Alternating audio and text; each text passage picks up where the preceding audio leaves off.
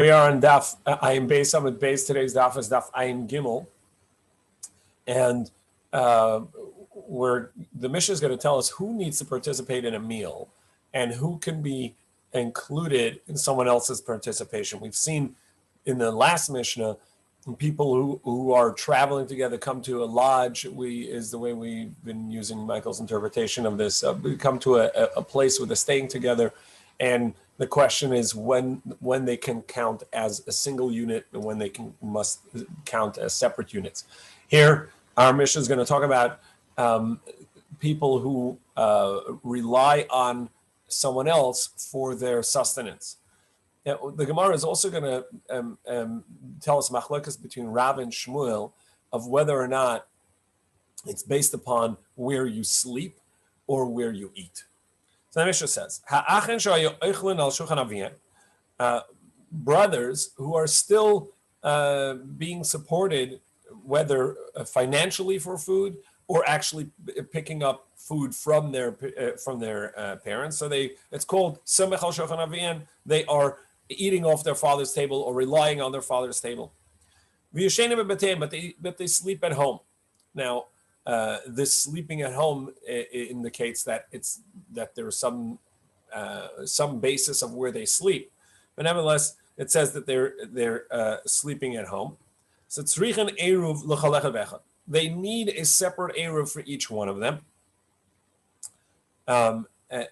Lefikach, and therefore,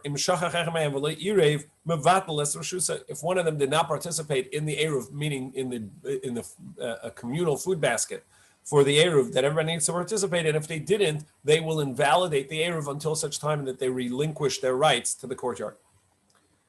When is this true? As you remember, we talked about that the structure of the eruv is that everybody's bread is put together in a basket, or if there's overflow, into another basket. And that goes into one house in the courtyard, one apartment in the courtyard. And by doing so, that becomes the communal space, and the rest is sort of the courtyard of the communal space. And there's one entity in the courtyard. By this, so if the eruv is put into someone else's apartment, not into the father or one of the sons, so then they each have to participate. But if the eruv came, let's say, to the father's apartment or to one of the sons, since they're all eating off of the same table, whether directly off of the same table, as the Gemara is going to explain to us, could be even if they're just taking it home, they're eating at home, but off of the same support system. Then since the eruv is in their place, they don't each have to participate because it already is in their one place, as we've seen before, that the house that the eruv is placed into does not need to participate in the eruv because the eruv is already in their space, and since they're all eating off of that table, so they all don't have to participate. One second, let's just finish the mission. Or if there's no one else in living in the courtyard, it's just a father and these children who are all eating off of the same support system, they don't need an eruv. So in the first tzir, these sons are supported by the father, but they still have to put so they have to go to the big house, grab a bagel, and then go to wherever the eruv is and put the bagel in the basket, each one of them separately? Correct. It's not the bagel comes from the same place. It's all the father's bagels. Correct. But they are a separate entity because either because they sleep at home or because they bring their food home and eat at home. We'll see in the Gemara. So the Gemara first says, Shema min hamakom linigar. What we first see is, so we see that where you sleep is what defines where your place is. So if you have your own sleeping quarters, you have your own apartment for sleeping, even if you're eating at home, that's going to, at your parents' place, that's going to define your space as separate from your parents. And that seems to be proof to Rav that proof to Shmuel that the basis of what defines you as separate entity in the courtyard is where you sleep. So Rav is going to respond, Amar Rav Yehuda Marav. So Rav Yehuda said in the name of Rav, Mekabli Prashana. You're right.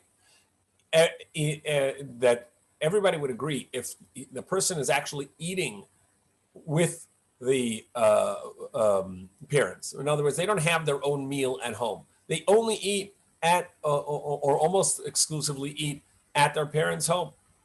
Then, of course, that they're considered one entity, and the father's participation in the eruv would cover the children.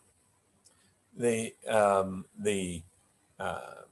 machlokas or the Mishnah is talking about in the case where the father gives them sustenance, but they go home and eat it at home, whether the actual food or gives them some financial support to go home and get their food. Either way, that's considered going home for your food, and therefore each one is considered a separate entity, as our Mishnah explained.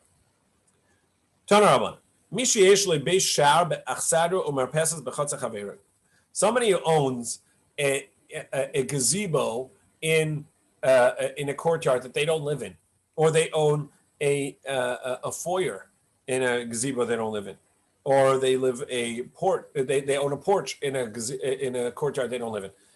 These are unique things. It's not so common that somebody would own an entryway to a house, but not the house itself. But nevertheless, they own the entryway, and that's not really a livable space. They own a gazebo, and that's not a livable space. So since they're not living in there, and it's in someone else's courtyard, that's not considered like there's an inhabitant of the courtyard that hasn't participated in the eruv, because that's not an inhabitant of the courtyard. That's not going to prohibit the carrying within that courtyard, because that's not an inhabitant. However, Beis HaTeven and Beis HaBakar, Beis HaEitzim, a grain storehouse, a barn for animals, a wood storage area, Beis HaTzaros, or any storage area, it will make it invalid if these are going to have some livable space in there. We'll see later. Rabbi Yehuda said, Rabbi Yehuda says, no, where you're actually living is what would make it prohibited. There has to be where you're living. Amar Rabbi Yehuda. So Rabbi Yehuda says a story. Ma'aseh ben Nafcha, a story with Ben Nafcha, or Ben Nasi. He had 5 courtyards, Ba'usha, and 5 courtyards in Usha that he had a house in or had a livable space in. But myself and it came before the Chachamim because he didn't participate in Eruvin each. It only prohibits where there's livable space. So Gemara says, base dira, livable space. That means each one of the spaces that could be inhabited would count as his, and he has to participate in the Eruv. So Gemara says, no. Ela ema makom dira, the place that he actually is living. And how do we define that? Umay makom dira. So Rav Amar, and now we go to Ayin Gimel Lamed Aleph. Rav Amar makom pita, where he eats. The place where he's eating is his home, and therefore, in our Mishnah, if they eat by their parents, so then that's considered their home, and it's one entity, and the father's participation in the Eruv would be enough. If they eat at home, that's not. Then they don't. Then there's a separate entity, and as Rav explained, and our Mishnah is talking about where they bring their food home. Shmuel Amar Makam Lina, and Shmuel says it's not based on where you eat, but where you sleep, and that's the simpler reading of the Mishnah, as the Gemara first asked, since it says v'yushenim b'bateim, the sleeping at home. So we ask a contradiction. Harayim v'kayatzim v'haburganim v'shemri peres. These are shepherds and people out watching the field, basically living nomadically out in tents, because of their work in the fields. So bizman shedarkan lalim be'ir, as long as they go home every night to sleep, harein kanshei, they are like the rest of the people of the city. and wherever they eat, even if they happens to be that they come in to town after nightfall Friday night, so it's already been Shabbos. So they at the onset of Shabbos they were outside of the city. Nevertheless, the city is what defines their space, and they have 2,000 amma outside of the city, and the city itself counts as just 4 amma. Arain kanche, and this is again in regards to the tchum, how far you can travel outside of the city. However, if they generally sleep out in the field, in these tents and huts that they have, they're going to have 2,000 amma from where their tent is, from where they sleep, even if they're eating in town, even if they're eating in the city. We don't count from the city, we count from where they're sleeping. So that seems to prove Shmuel's opinion that it all is based upon where you're actually sleeping, not where you're eating. Because the Brisa clearly made that one distinction. Where are they sleeping? So Gemara says, Hasam anan sadidi mamti l'rifta hasam tfeinichlu. So there the reason is because we understand. The reason why the shepherd or whoever it is, the field watcher, is coming into town to eat is only because he doesn't have food out there. But if somebody were to bring him a meal, he would rather not have to schlep into town and then schlep back out in the evening, in the dark, to his place. Of course, he would rather remain where he is. He just doesn't have the food, so he's going into town. And therefore, that doesn't define his space as being in town, because he doesn't want to be in town. Our Mishnah is talking about someone who's supported by their parents. That is where they eat. That's their normal space. Amar Rav Yosef le'shami le'hashmaita. So Rav Yosef said, I never heard Rav say this, that it's based upon bread. Whenever you eat your meal, that's what defines your space. Amar le Abaye. So again, as you remember, Rav Yosef got ill towards the end of his life, and he had memory loss. He forgot what he had taught, and the students would remind him. So Abaye's student said to him, At Amris Ni'alan, you did teach it to us. Va'aha Amris Ni'alan, and you said it in regards to this teaching, our Mishnah. Brothers who are supported or eating off the table of their father, but they're sleeping at home. Each one needs their own eruv.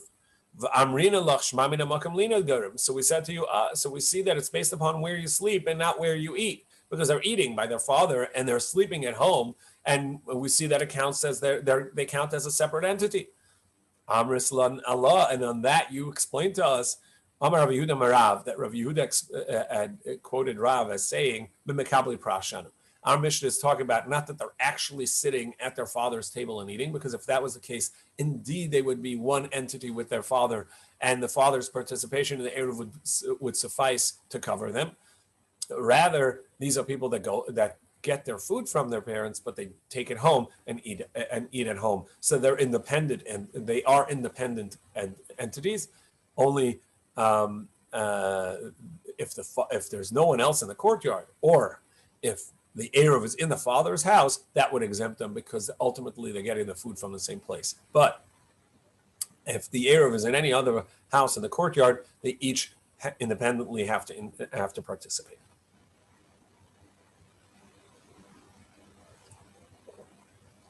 The next machlokas is going to deal with what about women who have their own apartment in the courtyard, but they are, again, either financially or financially supported by their husbands, or they're getting actual food from the husbands. Do they have to participate separately, or do they have does the husband's participation cover them? So chomesh nashim mekabels prasim ba'alein. Women, the examples we always give are five participants in a courtyard. I guess that was somewhat typical. So there are 5 women here that are receiving food, their sustenance from their husbands, and they each have their own apartments in this courtyard. V'chamisha avadim, or 5 servants, mekabel prasim rabbeim, who get sustenance from their employers or their masters, and they're going to get. So they're also being taken care of, but they live in the courtyard. They have their own independent apartment in the courtyard, and they are taken care of. And this is not specifically avadim in the halachic terms of servitude. It's employees also, if they are they're live-in nannies or house hands, whatever it may be. They would also have this halacha of if they are sustained, meaning they have an apartment in the courtyard, and they're and a part of their deal is that they get financial support for food, or they actually get the room and board. So they are not self-sufficient in that way. They're not independently feeding themselves. So Rabbi Yehuda ben Beseira matir ben nashim v'oser ba'avadim. He says that the women can be covered by their husbands, because the Rosh explains that a couple or a single entity, even if she's in her own apartment. The halachic term for that is ishta kagufa. They are one body, as we learned last week's parsha. Right? They become one, and so that's one entity. V'oser ba'avadim, but by servants, he prohibits it. There's no concept of the being one. They're an independent entity, just because a part of their wage is also that they're getting room and board. That's not going to define them as a single entity with their employer. They're a separate entity, and they have to participate in the Eruv alone. However, Rabbi Yehuda ben Bava matir ba'avadim v'oser ba'nashim. Rabbi Yehuda ben Bava says the other way around, that the servants, since they're there for the work, whether it's a nanny or whatever it is, so that wherever they are, they're constantly there at the for that purpose. That's why they're there. Whereas, and so therefore they count as the same entity as their employer. But it would prohibit by Rabbi Yehuda ben Bava would prohibit by women or wives, because it says that's independent beings, and they're in their own apartment. That clearly shows an independence, and therefore they have to participate in their own eruv. Amar Rav, my time at Rabbi Yehuda ben Bava. So Rav says, what's the reason that Rabbi Yehuda ben Bava says that the avadim are going to have to count as a part of the employer? As it says with Daniel b'Torah Malka, and Daniel was at the gates of the king.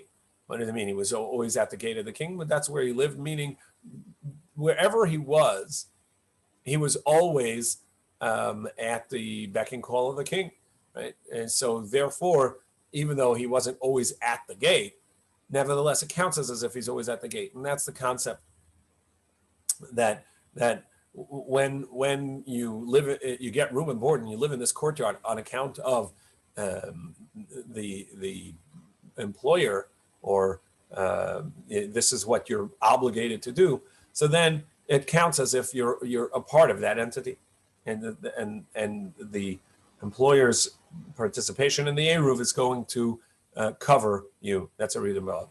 Interestingly, the halacha is that both of these are true.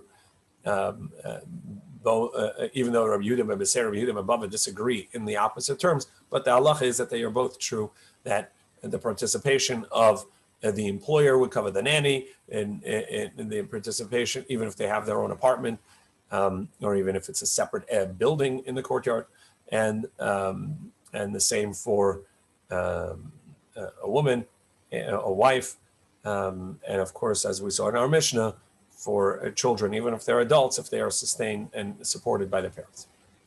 So the Gemara says, Pshita ben Eitzel Kadabra, a son by their father, being who's supported is a separate entity, as we said. Ish Eitzel Bala, the Eved Eitzel Rabbi, Plikta Rabbi Yehuda ben Beseira, Rabbi Yehuda ben Bava, they would be a separate entity in the cases that we said above, based on Rabbi Yehuda ben Bava or Rabbi Yehuda ben Beseira's opinion.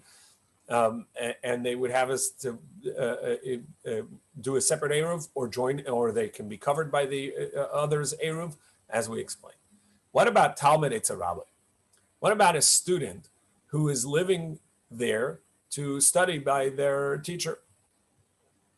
So the teacher lives in the courtyard, and they have a student there, whether a student for Torah, a student that has an apprentice, and they have their own quarters in the courtyard, but they're there essentially learning and living by their teacher. So what's halacha? Tashema. So we're going to try and prove that. The Rav Bei Rabbi Chia, Rav, when he studied at the Academy of Rabbi Chia, he said to the other students, we don't have to make an eruv, meaning we don't have to participate in and put the bread in the basket, because we rely upon the table of Rabbi Chia. Again, as we saw in the interpretation of Mishnah, either because they're actually eating at the table, or even if they're just receiving the sustenance of the table.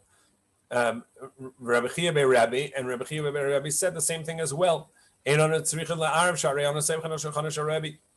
we live off of the table of Rabbi. Abaye asked Rabba,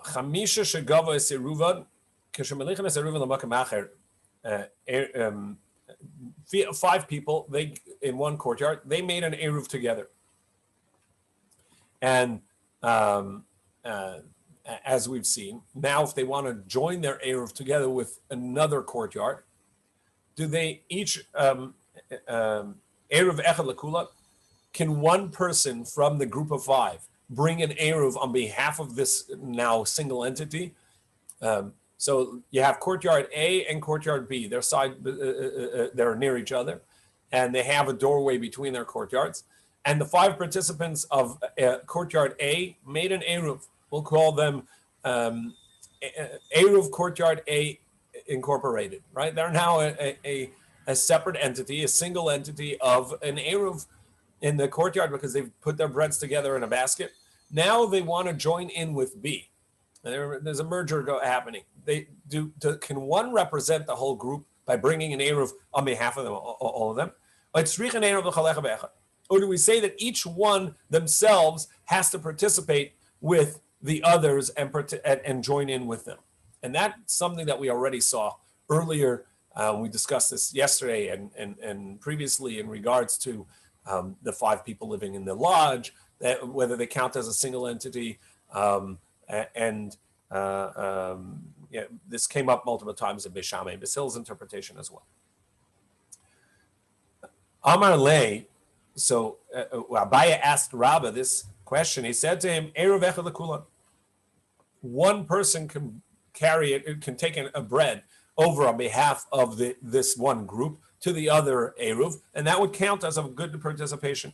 And we saw, we discussed this yesterday, that either they can bring their entire basket over, or one person can bring another bread on behalf of the group and participate there, and that would be sufficient for everyone.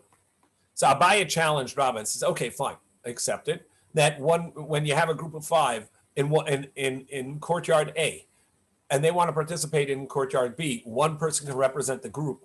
But what about in our Mishnah, the chigavu dami?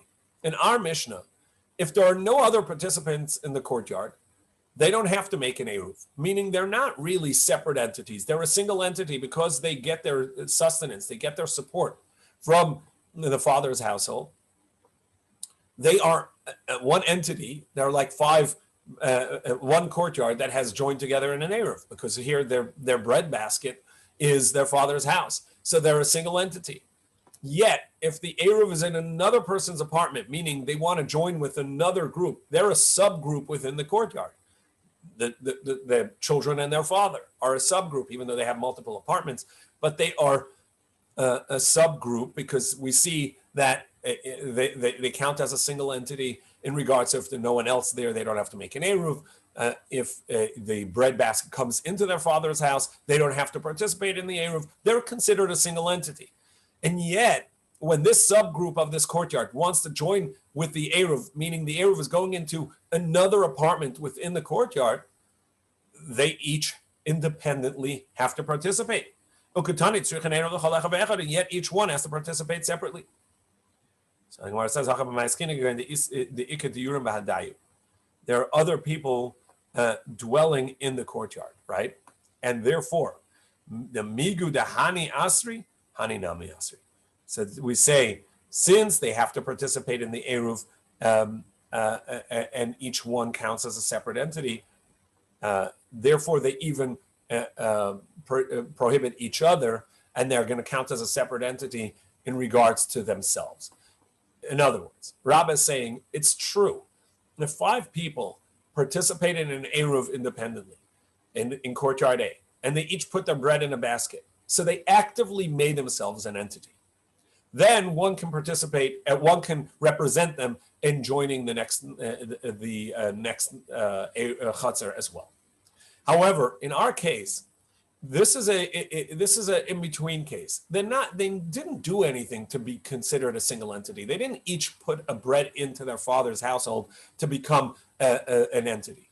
Rather, they're in this quasi halfway point. They're independent. They're living independently, but they're being supported by their father. Therefore, they're in this space that if no one else is around, we can see them as a part of the father's household. But since if there's someone else in the courtyard, there are other homes in the courtyard. So in regards to those homes, they are independent people, and they have to participate in the Eruv. Therefore, they are to each other as well seen as independent, and one they cannot represent each other. And it seems logical that and that's why it makes sense in our Mishnah that it says that it's only true if they take their Eruv to another place. But if the Eruv from the rest of the courtyard comes into their dad's house, or there's no one else in the courtyard, they don't have to make an Eruv. So we see that they are in some aspects a unit, and in some aspects they are separate. So if there are other participants there that are not participating in their Eruv, but they have to participate with the outsider, so therefore they count as an independent entity. And even in regards to their brothers and their parents, they would not count as a single entity, and they have to each represent themselves. However, if there's no one else there, or if there are others, but they're bringing their Eruv into the father's house, now they count as a single entity, and the father's home it covers them for the Eruv. Shema Mino. So indeed, this shows that. Rav Chia bar Rav asked Rav Sheshes, B'nei Beirav the Achli Nama Babaga. Students that eat bread out in the field where they have a dwelling. But they come and they sleep overnight in the shul, in the study hall. When we measure their techum, where do we measure? Do we measure it from the school, from the Beis Medrash, which is within the 2,000 amma of the city? Or do we measure it from this field where they're out in the field, where you have 2,000 amma from there, and that's outside of the city? In other words, the question is, do we go by where they are eating, or do we go by where they are sleeping? Welcome on the call, Charles. We learn for your refuah, we hope for your wellness all the time. Amalei, so he said to him, Mashchinam be Beirav. We measure from Beirav, from their study hall. We measure from the study hall, and but they're it's like they're putting their eruv outside of outside of the city, within 2,000 amma of the city. And he goes home to sleep at home. The mashchina letruma me'iruva, that you're measuring from the eruv. So Gemara says, "Bahu anansadi, ubahada anansadi." By each one, we look at what it is. We can interpret it. We can interpret what they really want to be. Bahu anansadi di imiter le hasam nichale. By the person who put an eruv outside of the city, where we understand that they really want to walk ahead and they want to go to that direction. So if we could have arranged a place for them to sleep outside of the city, they would have rather been there. And therefore we count the eruv from where they put their food down, because really they want to travel beyond. And so they would love a head start and to be outside of the city, but they didn't have a dwelling place there. So therefore we understand what their intent and purpose of putting the eruv outside of the city is, and therefore their eruv counts from where their food is. And by the students as well, we look at anansadi means we testify. We look at, we can understand what it is that they're meaning. The if they didn't have to eat outside in the field because that's where they have their food, but rather they could eat in the Beis Medrash, in the academy, they would have rather done that. Because this way they don't have to go out to get their food, and they didn't have to, and they could be at their study hall and have their food there and have their sleeping there, and that would have been sufficient. So in each case, we look at the scenario to define, are they there because they want to be there and where their food is? So therefore that will count as their eruv. And that's their space for Shabbos, and the 2,000 amma begins from there. Or, however, if they're only there by need, but they don't want to be there, so we're also going to look at where they actually want to be and define that as their space. And this is similar to the beginning of this daf, where we saw that the shepherds, etc., that were out in the field, and even if they were coming in for sleeping, or into town for eating, we based it upon where they're actually sleeping. Even according to Rav, who said that it's based upon where you eat. And Rav explained the reason is because the shepherd who's coming into town to eat but going back out to sleep, he would rather have the food with him. So again, we're looking at anansadi, at what we can testify, meaning what we can understand from their situation, what they would have wanted. Rabbi Bar Chama asked Rav Chisda, a father and son, or teacher and students, do they count as a single entity or multiple entities? And this is in regards to two courtyards, one inside the other. We saw that when you have sort of like a flag lot, an inside courtyard behind the outer courtyard, and the only way for the inner courtyard to get out is to walk through the outer courtyard. And so since they have a right to go through there, we learned earlier, and we're going to see it again in a couple of days, that if each one is an individual, there's just one person living in the inner courtyard, and since they don't need an eruv in the inner courtyard, so it's a regula muteras bimkomo. They are allowed to carry within their own space, and therefore it's not going to prohibit the outer space for not joining in an eruv with them. However, if there are multiple entities living in the inner courtyard, so they have to make an eruv amongst themselves. And if they make an eruv amongst themselves, if they need to make an eruv amongst themselves, they would prohibit the outer courtyard for not joining in the eruv. Because they're not making an eruv in the inner courtyard would prohibit them from carrying. That's called a regel ha'aseres b'mkomo, that they themselves would be prohibited in carrying in their own space if they don't make an eruv. And therefore they would prohibit the outer one from carrying even if the outer group made an Eruv for themselves, since they didn't make an Eruv together with the inner group, and the inner group has a right to go out, and the inner group needs to make an Eruv as well because they're more than one entity, so therefore it would invalidate it. So when you have in the inner courtyard a father and son, or a teacher and student, do we consider that one, or do we consider that two entities?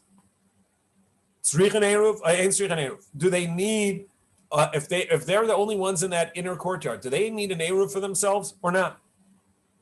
And therefore that would define whether the outer courtyard will be invalidated by their lack of Eruv.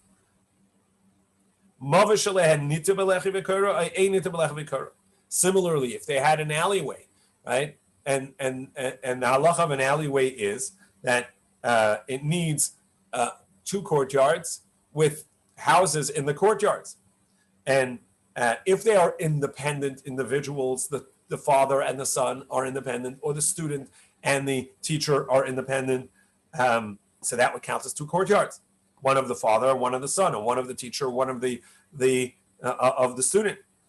And then the alleyway counts as a halachic alleyway, and you can have a vertical or a horizontal or a vertical post at the front, a lechi or kara, in order to allow carrying in there. However, if they count as one entity, here that's going to invalidate the alleyway and not allow you to just use a mavui, opening of a mavui with a lechi and a kara, because you need multiple in order to count as an alleyway, not just a front yard. It has to be that there are multiple courtyards in this alleyway. So he said, we learned this. A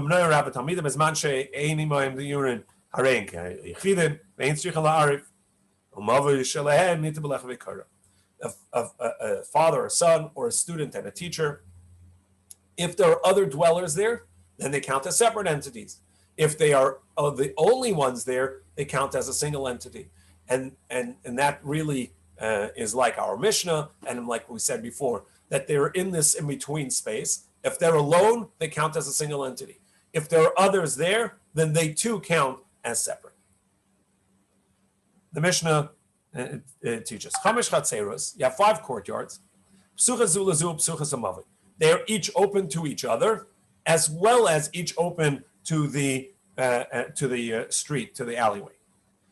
Irvuch bechatzeres v'lenishtatve b'mavuf. Each one of the eruv, the courtyards, made an eruv with each other, and themselves and each other, but they didn't join in the alleyway. They didn't make a partnership for the alleyway. They're allowed to carry in the courtyards, but they may not carry in the alleyway itself. As we've seen, we saw yesterday, there was a discussion of whether an eruv of the courtyard covers the street, or if in participation of the street covers the courtyard. And over here we're saying that no, this opinion is saying that even though that everybody made an eruv in the alleyway, in the courtyards, but since they didn't make a partnership in the alleyway, they cannot carry into the alleyway. We turn to Ayin Gimel base. If they did make an eruv into the alleyway, so Mutarim Kan, then they're allowed to carry both in the alleyway and in the courtyards. They made an eruv for all of the courtyards, as well as a participation in a partnership in the alleyway. But one person forgot, and he didn't make an eruv in the courtyard, but he did participate in the alleyway. So Mutar and Kamakan, they're still allowed to carry in both places, even though one person forgot and didn't participate in the courtyard eruv. But since everybody, including this fellow, participated in the alleyway, in the street participation, so that's going to cover it.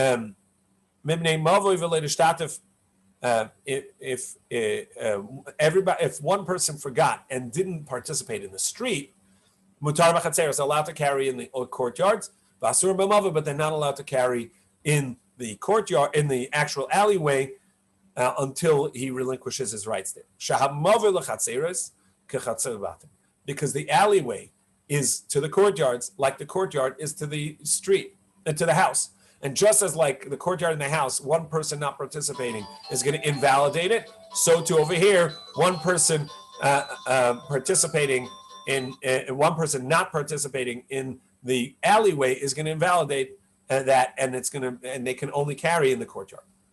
Mani. So whose opinion is this? That your participation in the courtyard will not cover you for the street. Mani Rabbi Meir. The Amar be'inan eruva be'inan shituf. This is the opinion of Rabbi Meir that says you have to participate both in the alleyway as well as in the street. Ema mitziyasa. But let's look at the second part of the brisa. Ve'im nishtatfu b'mavu mutar mikanu kan.